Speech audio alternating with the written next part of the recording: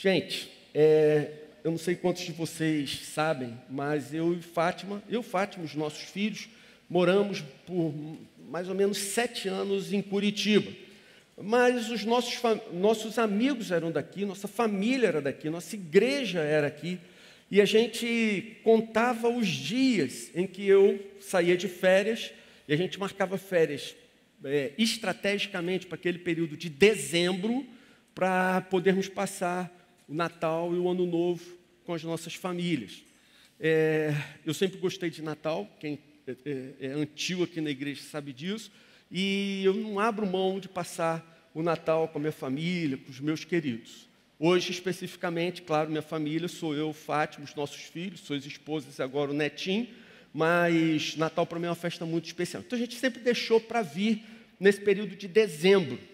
E aconteceu que numa época em que a nossa filha, Ana Paula, ela devia ter seus 5, 6 anos de idade, era uma época em que, além do Rio Sul e do Barra Shopping, eu não tenho certeza se havia um outro shopping na cidade do Rio de Janeiro, eram muito poucos os shoppings naquela ocasião.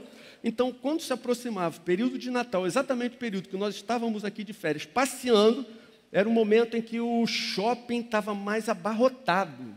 Se alguém acha que hoje o shopping fica cheio em dezembro, naquela época ficava, de fato, completamente abarrotado. E a nossa filhinha, ela sempre foi especialmente arteira. E ela gostava demais de brincar, se escondendo no meio das roupas naquelas araras. E aconteceu que a gente sempre ficava atento, brigava com ela, filhinha, não brinca assim, filho, não esconde assim, filho, não se esconde da gente.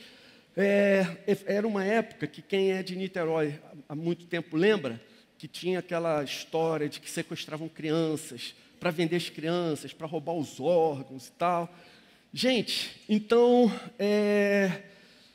de repente, eu e Fátima estávamos andando, Pedro, Felipe do lado, aí eu olhei, Fátima, cadê a Ana Paula? Ué, não está com você, Henrique? Eu falei, não, Pedro, Felipe, cadê a Ana Paula? Ninguém, Paula não está aqui, Paula, shopping lotado, Paula, nada. Meus irmãos, ela havia se perdido. Olha, talvez tenha sido uma das sensações mais horríveis de perda que nós já tivemos em toda a nossa vida. Eu queria dividir essa historinha tão simples em 3 momentos. 3 momentos. Houve um momento que a família toda passeava unida e feliz pelo shopping. Poxa, que maravilha. Houve um segundo momento em que a nossa filha havia se perdido.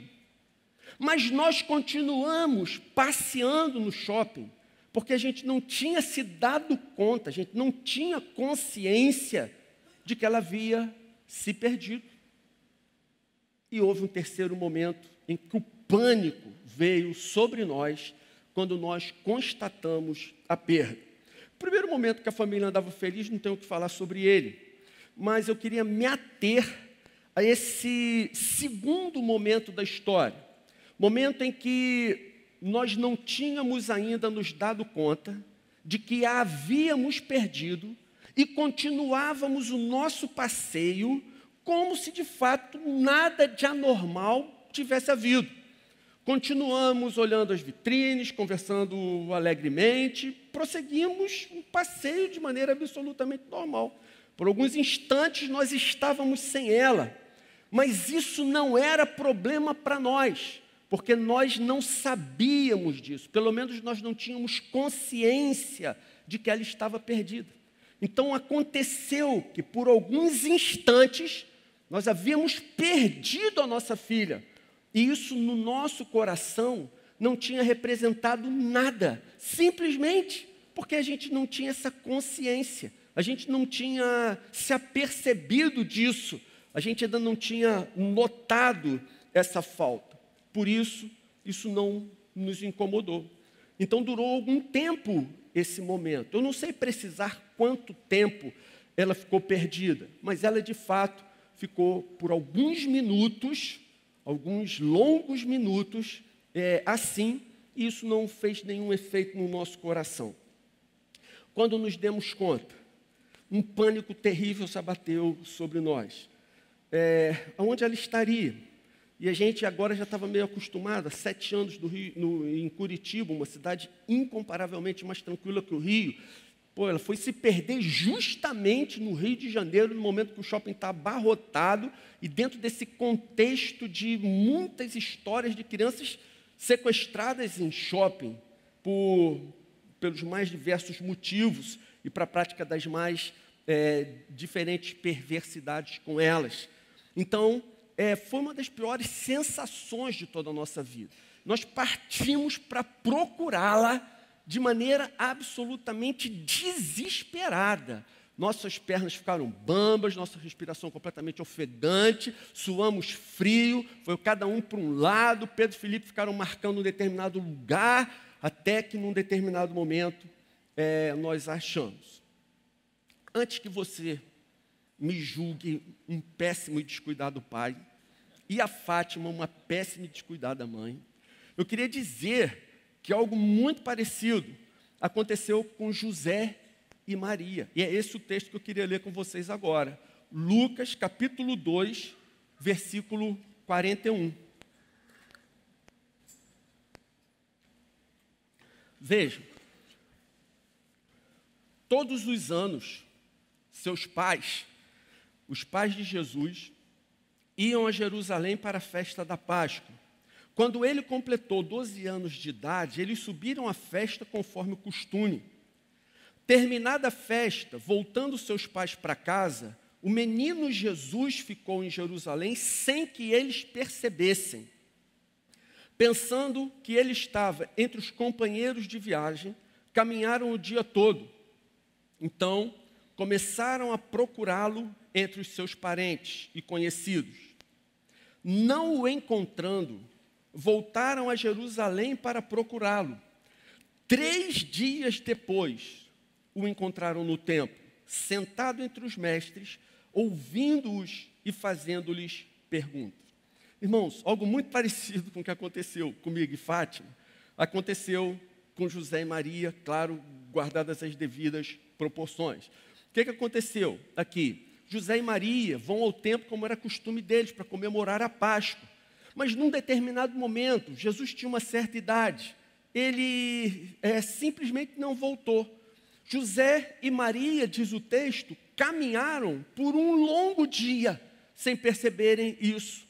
Eles estão voltando para a casa de Jerusalém, José e Maria, sem se darem conta de que Jesus não está vindo atrás deles. Eles caminham ao longo de todo um dia, sem perceber que Jesus não os acompanhava. Eles demoraram para perceber que Jesus, de fato, não estava mais ali. Eles demoraram a perceber, guarde isso, que Jesus não estava ao seu lado. Então eles retornaram para procurá-lo. E eles agora o procuram. E o texto diz, por 3 longos dias, até que o reencontram. Gente, isso aqui foi um fato real que aconteceu num determinado momento da história, com José, Maria e Jesus. Então, houve esse fato. Isso daqui é história, um acontecimento que, de fato, ocorreu num determinado momento da história humana. Contudo, gente, a pior coisa que pode acontecer a um cristão genuíno é ele se dar conta de que em algum lugar da sua caminhada, em algum lugar do seu passado, ele se esqueceu de Jesus. Ele continua andando com a impressão de que Jesus continua o acompanhando, mas isso não é mais verdade. Ele, num determinado instante, olha ao redor, imaginando que Jesus está vindo atrás dele, mas a verdade é que ele está andando só. Ele não desfruta mais da companhia de Jesus. Vou fazer um parêntese aqui e quero compartilhar com vocês um outro momento dramático de uma história bíblica. Absalão era filho do rei Davi. Num determinado momento, ele decide se insurgir contra o próprio pai e arma uma rebelião para destronar o pai, o rei Davi, e assumir o trono no seu lugar. Então, qual foi a estratégia de Absalão? Ele acordava cedo, se posicionava na entrada da cidade, e todos os israelitas que vinham ao rei Davi, ele interrompia o caminho e perguntava, afinal, o que vocês querem? Qual o problema de vocês? A pessoa relatava e ele dizia, que pena que eu não sou rei em Israel, que pena que eu não sou o juiz em Israel. Se eu fosse a autoridade máxima do reino, eu ouviria todos os detalhes daquilo que você hoje necessita, e eu ajudaria você a resolver os seus problemas, eu julgaria com justiça e transparência.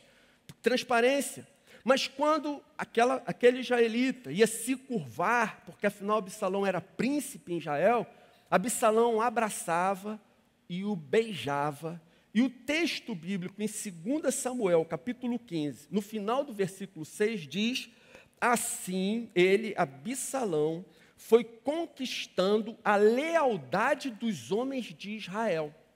Vê o que acontece? Agindo dessa maneira sorrateira, traiçoeira, Absalão foi conquistando a lealdade dos filhos de Israel, dos homens de Israel. Ou seja, aquelas pessoas, elas eram leais ao rei Davi. Aquelas pessoas amavam a Davi, admiravam Davi, respeitavam Davi, tinham a Davi como seu rei. Reconheciam que Davi havia sido escolhido e ungido rei de Israel pelo Senhor. No entanto, Absalão, agindo astutamente, foi trabalhando no coração desses homens, lentamente, individualmente, um a um. E a maneira como ele fazia, fez com que o coração daqueles homens, a necessidade deles, a esperança deles, de repente, deixassem de ser, essas necessidades, essas esperanças, esses desejos desses homens, e a maneira como Absalão tratava com isso, de maneira enganosa, óbvio, fez com que o coração dos filhos de Israel deixassem de ser leais a Davi e fossem seduzidos pela proposta de Absalão. Mas é interessante o seguinte, na nossa versão, essa frase final diz que assim Absalão foi conquistando a lealdade dos homens de Israel. Mas numa tradução mais antiga, tradução revista e atualizada, eles fizeram uma tradução mais literal. E o verbo originalmente, que foi traduzido em hebraico, é furtar. E a revista atualizada manteve a fidelidade ao texto original e redigiu da seguinte maneira, agindo assim, Absalão furtava o coração dos homens de Israel. Agindo assim, guarda esse termo, agindo assim, Absalão furtava o coração dos filhos de Israel. Você sabe que existe diferença entre roubo e furto. Recentemente, Fátima foi assaltada, foi roubada, 2 homens armados soltaram do carro, apontaram a arma para ela e levaram o nosso carro. Roubo é algo violento, que a pessoa usa de força para oprimir, para se dar bem, extrapolar, está me faltando a palavra agora, mas vocês estão entendendo o que é um roubo, tem uma violência envolvida nisso. Já o furto é uma coisa diferente. Furto é algo incomparavelmente mais sutil. Por exemplo, você pode ter algo furtado, mas como no furto não ocorre a pressão da violência, existe a grande possibilidade, real possibilidade, de você nem se dar conta de que foi furtado por um tempo, talvez até por um longo tempo. Pode ser que você tenha a sua carteira furtada e você só se dê conta de que isso aconteceu quando você precisa dela para pagar o ônibus ou as barcas. Pode ser que o seu celular tenha sido furtado, mas você só vai se dar conta disso quando você quiser acessar as mídias sociais. Eu me lembro que uma vez eu tive uma maquinazinha fotográfica furtada dentro da minha própria casa. Eu levei meses para me dar conta de que aquela máquina não estava mais lá. Foram meses para perceber. Como eu cheguei à conclusão de que foi um furto? Eu me lembrei de uma determinada situação assim, assado, que no meu coração não resta dúvidas. Eu sei, inclusive, quem foi a pessoa que furtou. Mas foram meses até perceber que houve o furto. Sabe o que é assustador? Que a Bíblia ensina que não apenas a carteira, o celular ou a máquina fotográfica podem ser furtados, mas o coração e a alma também. A Bíblia cita o furto do coração, da mesma forma que Absalão furtava o coração dos filhos de Israel. Pode ser que um cristão tenha o seu coração roubado e não se dê conta disso, talvez por um longo tempo. Talvez o cristão leve um bom tempo até se dar conta de que o seu coração não está mais ali. Seu amor por Jesus não está mais lá. Sua paixão pelo Evangelho não está mais ali, naquele lugar. Aconteceu alguma coisa. Meu coração foi furtado. Da mesma maneira que um dia furtam uma carteira, um celular, e eu continuo andando sem perceber, podem roubar a minha alma, podem roubar meu coração, e eu continuo levando a vida sem me dar conta disso.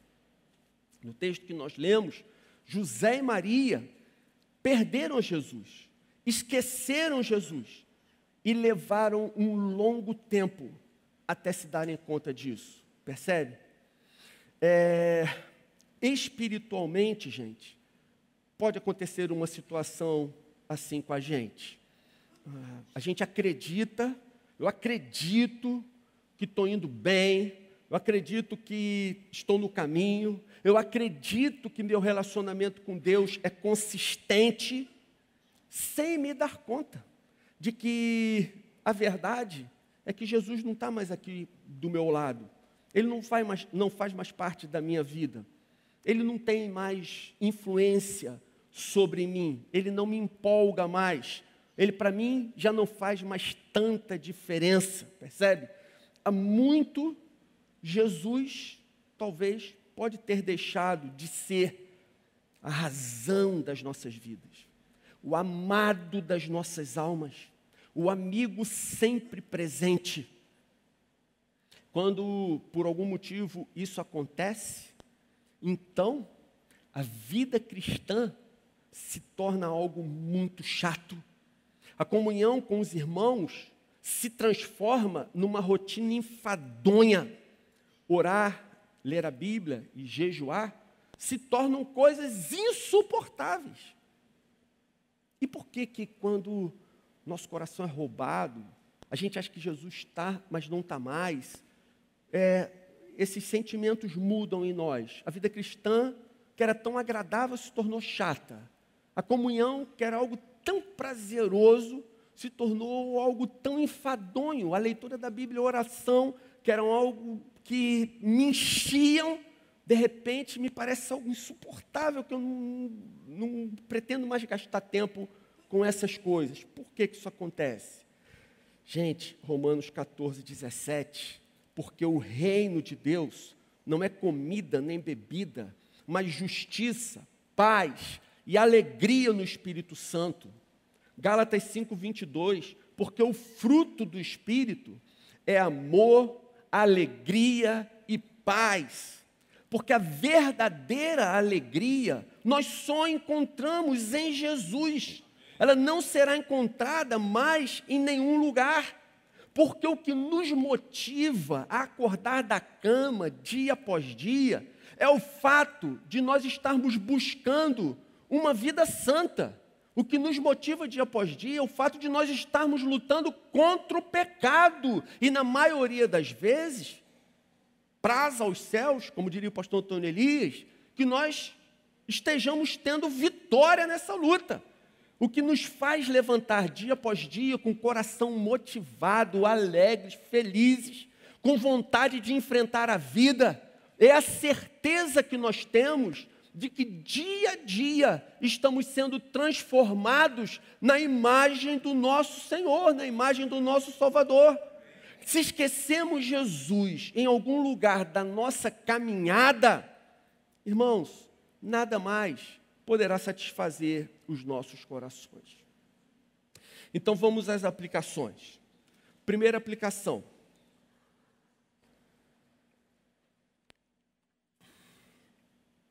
Jesus ficou em Jerusalém sem que eles percebessem.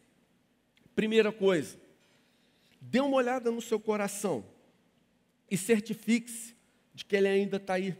Dá uma olhada aí. Vê se seu coração ainda está aí, ou se de repente, essa palavra que o Senhor mandou para nós, que estamos às vésperas de um retiro, não foi um alerta justamente para a gente se dar conta. Eu achei que meu coração estava aqui, mas o que eu vejo aqui só ficou um buraco.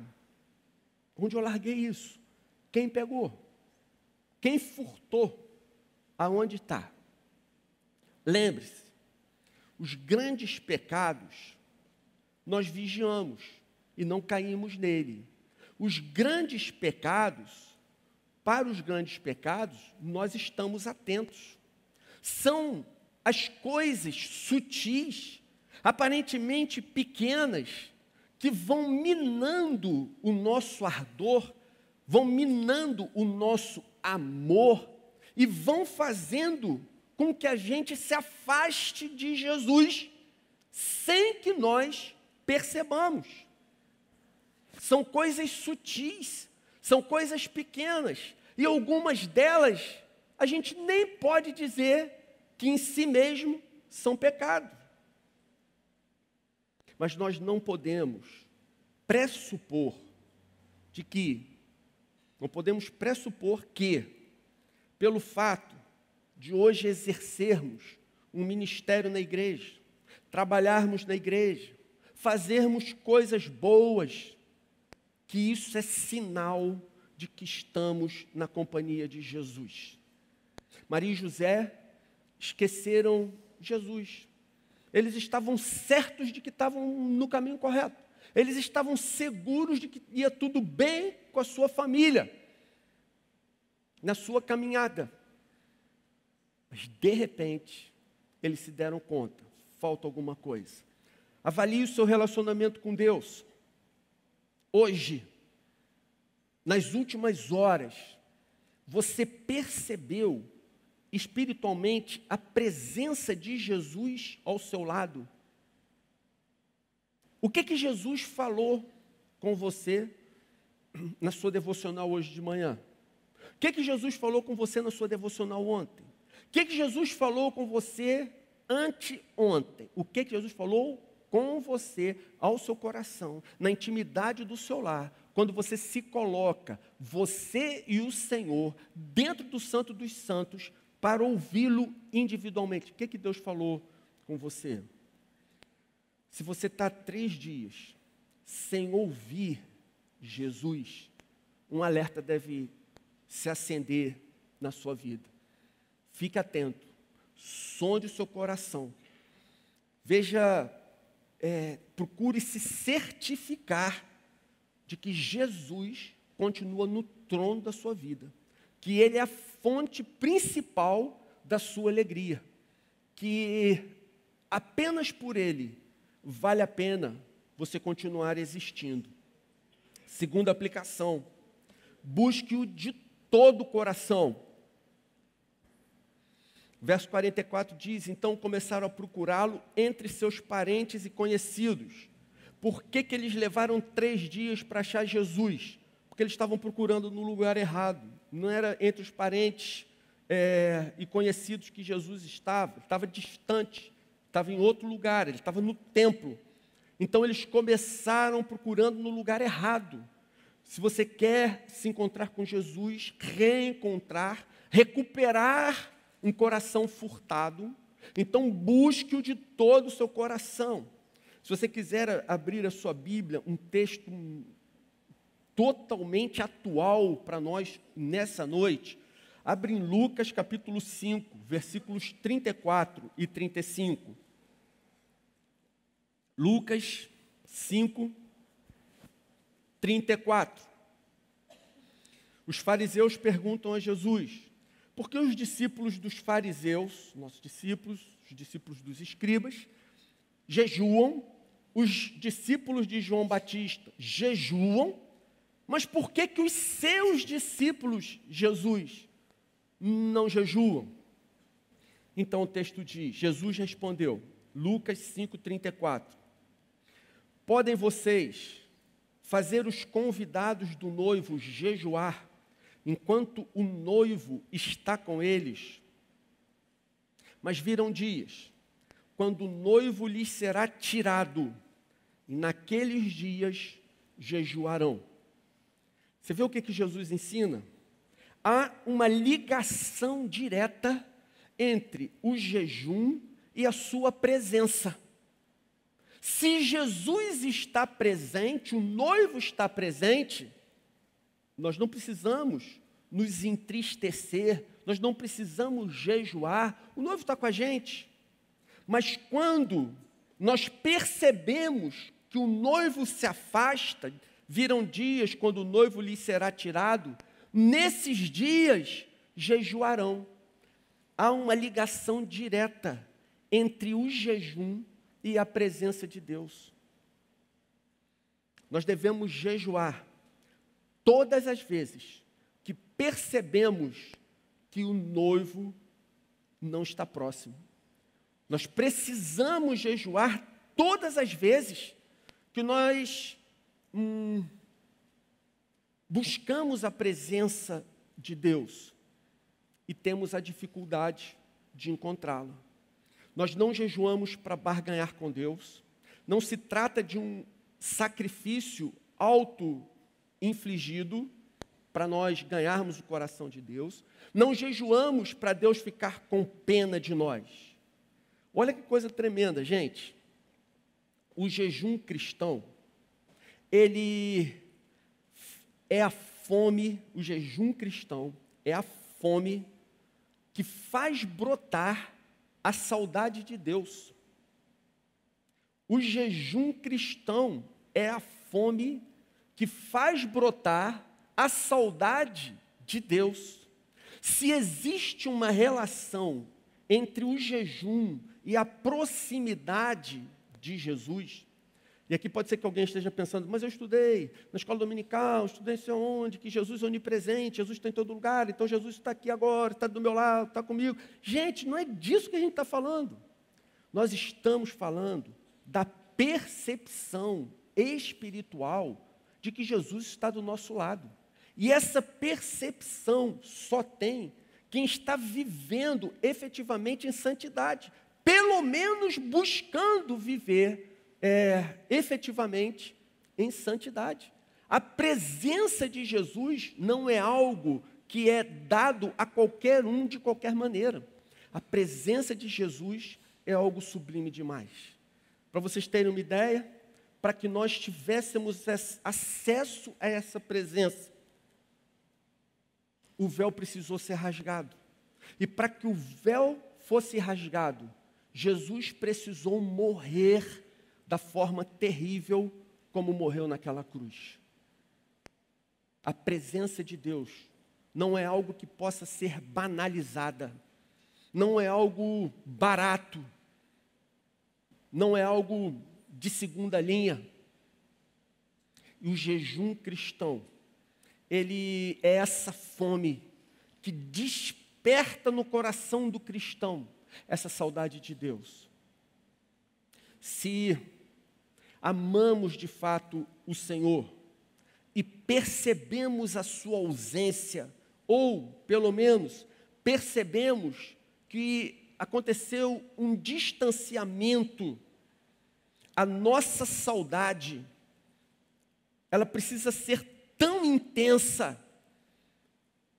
A nossa saudade de Deus, ela deve se tornar tão intensa que ela vai tirar de nós a vontade de comer, de beber, de navegar pela internet. A saudade de Deus vai ser tão intensa que vai tirar de nós a vontade de acessar mídias sociais, ver novela, assistir TV, comer sorvete de chocolate, beber Coca-Cola, jogar videogame, ou qualquer coisa assim. Que, como eu disse, são coisas que em si próprias não são pecado, mas que elas podem encher o nosso coração de uma determinada forma que não reste muito espaço para Jesus. O jejum acentua a nossa fome por Deus, mais do que pelos prazeres e pelas banalidades do mundo. Devemos jejuar sempre que percebemos que Ele está longe. Devemos jejuar sempre que sentimos saudade dEle. Devemos jejuar para sentirmos saudade de Deus, se porventura Ele estiver distante. Jeremias 29:13, vocês me procurarão e me acharão quando me procurarem de todo o coração. Terceira aplicação, gente. Não dê descanso à sua alma, até perceber que seu coração voltou para a presença de Jesus. Não dê descanso à sua alma, até você perceber que seu coração voltou para a presença de Jesus. A volta não é fácil. Vê? Eles caminharam um dia inteiro, até perceberem que Jesus não os acompanhava. Então eles tiveram que voltar 3 dias para reencontrá-lo.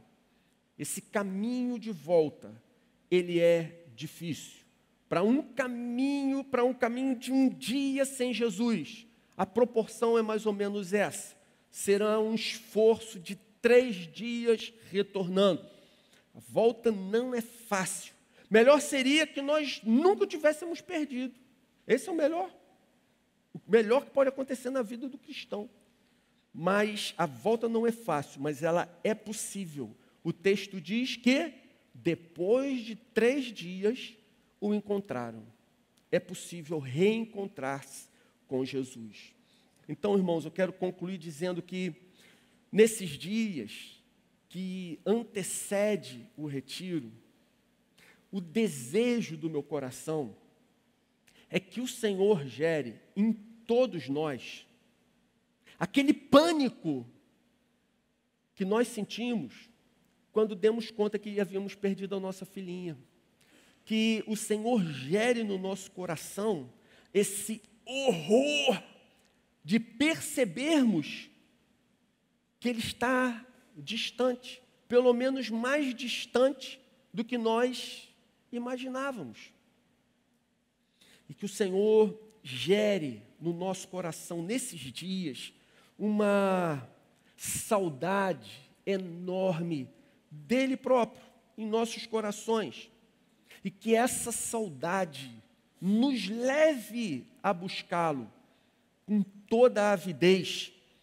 Irmãos, assim, o desejo do meu coração é que a gente possa voltar a viver dias em que, se nós pesarmos numa balança, fizermos uma comparação entre uma viagem maravilhosa e o retiro, um fim de semana encantador e o culto, programa de televisão, canal pago, e oração e a leitura da Bíblia. 1 hora extra a mais do trabalho para ganhar um trocado a mais e botar mais alguma coisa dentro de casa. E a reunião de célula. Irmãos, que a gente volte a viver dias em que a gente não tenha nenhuma dúvida em escolher o retiro, o culto, a oração, a Bíblia, a célula. Porque nós temos certeza de que nesses lugares e nesses momentos, nós reencontraremos Jesus. Nós nos colocaremos de novo na presença de Jesus. Que o amor, a alegria e a satisfação que nós já tivemos no Senhor sejam completamente restaurados no nosso coração. Você pode dizer amém? Amém. Vamos orar? Pai querido, faz isso em nós, Senhor. Da mesma maneira que José e Maria esqueceram Jesus, caminharam um dia, voltaram 3, o reencontraram. Senhor, ajuda-nos, todos nós, que em maior ou menor medida, talvez estejamos vivendo essa realidade. Senhor, queremos ter certeza e convicção do quão distante estamos do Senhor. E queremos sentir, como falamos há pouco, Senhor, o pânico e o horror, se porventura percebermos que o Senhor não está perto, pelo menos não está tão perto quanto imaginávamos. É algo que o Senhor pode operar em nós. Gera no nosso coração uma profunda saudade de Deus, Senhor. Ajuda a gente a restaurar completamente esse relacionamento. Que o Senhor venha produzir em nós esse desejo insaciável de vivermos todos os instantes de nossas vidas na Tua presença, na Tua doce e incomparável presença, Senhor. É o que nós pedimos e agradecemos em nome de Jesus. Amém.